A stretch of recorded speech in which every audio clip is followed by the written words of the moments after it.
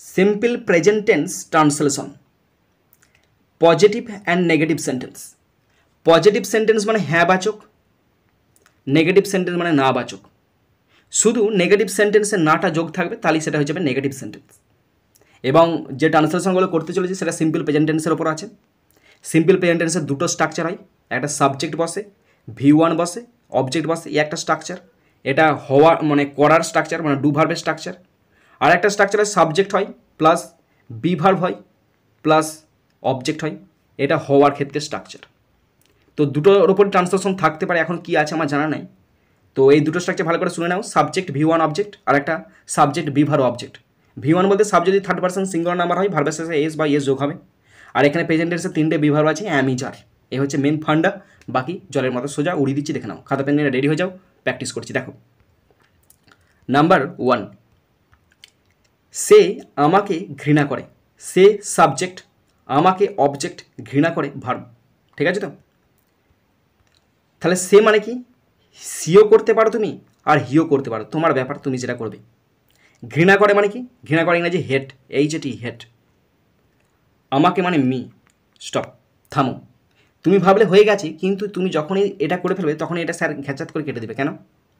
কারণ তার একটাই কারণ, সি অথবা হি এটা হচ্ছে থার্ড পার্সন সিঙ্গুলার নাম্বার।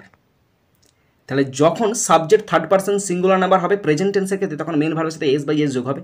যে মেন ভার্ব কোনটা, হেট, শুধু হেটের সাথে এস যোগ হবে। কেন? কারণ ই তো যোগ করাই আছে, আবার কেন ই বসাবো, তাই না?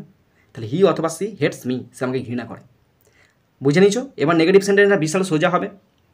বলছে সে আমাকে ঘৃণা করে না। বাকি সব যেমন দাগ দিয়ে দিচ্ছি, সাবজেক্ট, অবজেক্ট, ঘৃণা করে না ভার্ভ, ঘৃণা করে এটা ভার্ভ, নাটা হচ্ছে নেগেশন।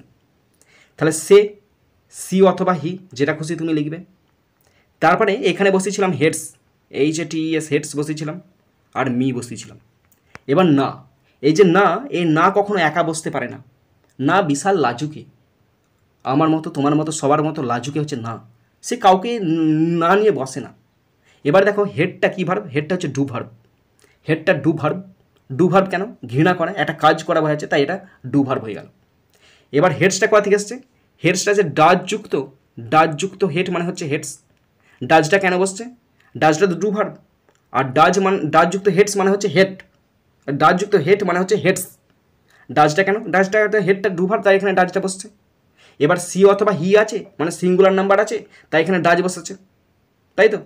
তাহলে নেগেটিভ করার সময় মানে নেগেটিভ সেন্টেন্স করার সময় সি অথবা হি, এই যে সি অথবা হি লিখেছি না, তারপরে তোমরা শুধুমাত্র ডাজ যোগ করবে, ডাজ, ডাজ। ডাজটা চলে এলো, এটা অক্সিলারি ভার্বের কাজ করছে। তারপর নট বসবে, কারণ নট তো একা বসতে পারে না, অক্সিলারি ভার্বকে নিয়ে বসে। তাহলে সি অথবা হি ডাজ নট, তারপর হেড বসাবে। শুধু শুধু কেন হেড বসবে? এক্ষুনি তোমরা বলবে দাদা তুমি তো এই বললে হেডস হবে না, এখানে আর হেডস হবে না কেন বলো তো? কারণ ডাজ বসে গেছে তো। তাহলে তো একবার তো মেন ভার্বের সাথে এস যোগ হয়, সেখানে ডাজ যেহেতু অক্সিলারি ভার্ব, তাহলে অক্সিলারি ভার্বের সঙ্গে সমস্ত ঝামেলা চলে যাবে, ডাজ নট হেট মি। ওকে, তাহলে মূল জিনিসটা কী হলো? মূল জিনিসটা হলো সি অথবা he does not hate me, সে আমাকে ঘৃণা করে না। ওকে, নেক্সট নাম্বার 3, সোহম সর্বদা অপরকে সাহায্য করে। সোহম সাবজেক্ট, অপরকে অবজেক্ট, সাহায্য করে ভার্ব, সর্বদা অ্যাডভার্ব। ওকে, তাহলে কিছুই না, জলের মতো সোজা। তাহলে সোহমকে লিখবে প্রথমে SOHAM, সোহম। সাহায্য করে মানে কি, হেল্প, HELP, হেল্প। অপরকে মানে কি, আদার্স, OTHERS, আদার্স। সর্বদা মানে কি, অলওয়েজ। এবার অলওয়েজটা তুমি ভার্বের আগে বসাবে। এই যে হেল্প আছে না, হেল্পের আগে অলওয়েজ বসাবে, ALWAYS, always. Soham always help others. এবারে তুমি ভাববে হয়ে গেছে, কিন্তু না, হয়নি। কেন বলো তো? কারণ সোহমটা থার্ড পার্সন সিঙ্গুলার নাম্বার, তাহলে হেল্পস হবে। তাহলে সোহম অলওয়েজ হেল্পস আদার, সোহম সর্বদা অন্যদেরকে সাহায্য করে। তাহলে সোহমটা থার্ড পার্সন সিঙ্গুলার নাম্বার, তাই এখানে হেল্পস বসে গেল। ঠিক আছে তো? এবার দেখো নেগেটিভ সেন্টেন্সে কী বলা আছে, সোহম সর্বদা অপরকে সাহায্য করে না। সোহম সাবজেক্ট বসে গেল, সোহম সাবজেক্ট, অপরকে অবজেক্ট, সাহায্য করে ভার্ভ, নেগেটিভ না, আর অলওয়েজটা হচ্ছে অ্যাডভার্ব। তাহলে লিখছি, দেখে নাও ভালো করে। তখন ছিল Soham, SOHM, Soham always helps HELPS helps others. এটা ছিল অ্যাফার্মেটিভ সেন্টেন্সে, মানে হ্যাঁবাচক সেন্টেন্সে ছিল, মানে পজিটিভ সেন্টেন্সে ছিল। এবার নেগেটিভ সেন্টেন্সে যখন চেঞ্জ করব তখন শুধুমাত্র কী চেঞ্জ হবে জানো তো? সোহম বসে গেল, সোহমটা বসে গেল। এবার এই হেল্পসটা আমি কি বলেছিলাম? হেল্পস মানে হচ্ছে ডাজযুক্ত হেল্প, ডাজযুক্ত হেল্প। কেন বলো তো? কারণ হেল্পটা তো ডু ভার্ব, করা বোঝাচ্ছে, তাহলে ডাজ বসে গেল। আর ডাজটা কেন এলো? কারণ সোমটা থার্ড পারসন সিঙ্গুলার নাম্বার, তাই ডাজ চলে এলো। তাহলে ডাজযুক্ত হেল্প সমান হেল্পস বসে গেছে। এবার নেগেশনে নট বসে, আর নট কখনো একা বসতে পারে, কারণ সে ভীষণ লাজুক। তাহলে কাকে সঙ্গে নিয়ে বসবে? এ ডাজকে সঙ্গে নিয়ে বসবে। তাহলে Soham does not always, Soham বসে গেল, does not always help, HELP help others, OTHEERS stop. তাহলে সোহম বসে গেল সাবজেক্ট, সোহম যদি থার্ড পারসন সিঙ্গুলার নাম্বার, তাই এখানে ডাজ বসলো। এবার ডাজটা কেন বসলো? কারণ এখানে হেল্পটা মেন ভার্ব এবং এটা ডু ভার্ব। যদি বি ভার্ব হতো তাহলে এখানে কিন্তু অ্যামিজার বসতো, যেহেতু ডু ভার্ব তাই এখানে ডু বসলো, এবং যেহেতু থার্ড পারসন সিঙ্গুলার আছে তার ডাজ বসে গেল। নট বসলো, নট তো একা বসে না, ডাজকে সঙ্গে নিয়ে, মানে অক্সিলারিকে সঙ্গে নিয়ে বসে। অলওয়েজ অ্যাডভার্ব ছিল, হেল্প আদার্স। ওকে, নেক্সট নাম্বার 5, তার বন্ধুরা তাকে সাহায্য করে। তার বন্ধুরা সাবজেক্ট, সাহায্য করে ভার্ব, তাকে অবজেক্ট। তাহলে তার বন্ধুরা মানে কি বলতো? তার বন্ধুরা মানে হচ্ছে হিজ অথবা হার ফ্রেন্ডস, যেটা খুশি করতে পারো। আমি এখানে ছেলেকে উল্লেখ করছি তাই হিজ করছি। তার বন্ধুরা মানে অনেকজন বন্ধু, তো তাহলে his friends, FRIENDS, his friends. তাকে সাহায্য করে, সাহায্য করে মানে কি? হেল্প করে, হেল্প হিম মানে তাকে সাহায্য করে। এবার তুমি এটা অন্যভাবেও করতে পারো, এটা দুভাবে হবে। হিজ ফ্রেন্ড করেছি তো আমি, তুমি করতে পারো হার ফ্রেন্ডস, যদি মেয়ে কেউ করে তাহলে her, HER her friends, FERENDS her friends, help HEP help, her HER her, কারণ মেয়ে বন্ধুরা মেয়ে বন্ধুকে সাহায্য করবে। এবার ভালো করে বোঝাতে দাও, হিজ ফ্রেন্ডসটা সাবজেক্ট ছিল, হেল্পটা মেন ভার্ব ছিল, হিমটা অবজেক্ট ছিল। এবার এখানে ফ্রেন্ডস মানে কি? ফ্রেন্ডস মানে বন্ধুরা, মানে সিঙ্গুলার না প্লুরাল। তাহলে সাবজেক্ট যখন প্লুরাল হবে তখন ভার্বও প্লুরাল হবে, আর ভার্ব প্লুরাল মানে তার সঙ্গে এস যোগ করার দরকার নাই। ভার্ব সিঙ্গুলার মানে ভার্বের সঙ্গে এস যোগ হবে, আর ভার্ব প্লুরাল মানে ভার্বের সঙ্গে কিচ্ছু যোগ হবে না, শুধুমাত্র V1টা বসে হবে। তাই এখানে তাই বসেছে, হিজ ফ্রেন্ডস হেল্প হিম। ওকে, তাহলে নেগেটিভ সেন্টেন্সে কী আছে দেখে নাও। নেগেটিভ সেন্টেন্সের 6 দাগে বলা আছে তার বন্ধুরা তাকে সাহায্য করে না। তার বন্ধুরা সাবজেক্ট, তাকে মানে কি? অবজেক্ট, সাহায্য করে না ভার্ব, আর নাট হচ্ছে নেগেশন। তাহলে তখন লিখেছিলাম কি? প্রথমটা লিখেছিলাম his friends, his friends, FRIENDS his friends, help him, এটা লিখেছিলাম, তাই তো? এবারে নেগেশানে কি হবে দেখো। নেগেশানে মানে নেগেটিভ সেন্টেন্সে হিজ ফ্রেন্ডস বসে যাবে, হিজ ফ্রেন্ডস বসে যাবে, হিজ ফ্রেন্ডস বসে গেল। হেল্পটা কী ভার্ব? হেল্পটা ডু ভার্ব, এবং হেল্পই বসবে, কেন? এখানে এস যোগ করা আছে, আর এটা হেল্পটা প্লুরালে আছে, তার মানে এখানে আমরা লিখতে পারি ডু যুক্ত হেল্প, তো লিখতে পারি ডু যুক্ত হেল্প মানে কি? ডু যুক্ত হেল্প মানে হচ্ছে হেল্প, HELP হেল্প। তাহলে হেল্প তো লিখতেই পারি আমরা, তাই না? তাহলে এখানে ডু বসবে, কেন বসবে বলো তো?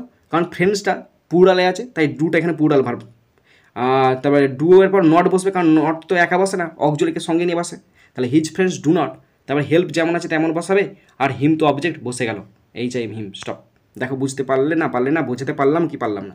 His friends subject, do not help him, তার বন্ধুরা তাকে সাহায্য করে না। নেক্সট নাম্বার 7, আমরা তোমার সাহসের প্রশংসা করি। আমরা সাবজেক্ট, তোমার সাহসের অবজেক্ট, প্রশংসা করি ভার্ব।